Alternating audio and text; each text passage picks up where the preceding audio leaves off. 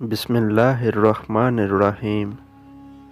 نبی کریم صلی اللہ علیہ وآلہ وسلم نے فرمایا، 3 خصلتیں یعنی عادتیں ایسی ہیں کہ جس میں یہ پیدا ہو جائیں اس نے ایمان کی مٹھاس کو پا لیا۔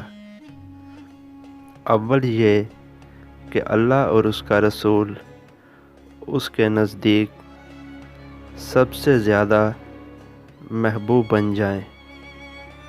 دوسرے یہ کہ وہ کسی انسان سے محض اللہ کی رضا کے لیے محبت رکھے۔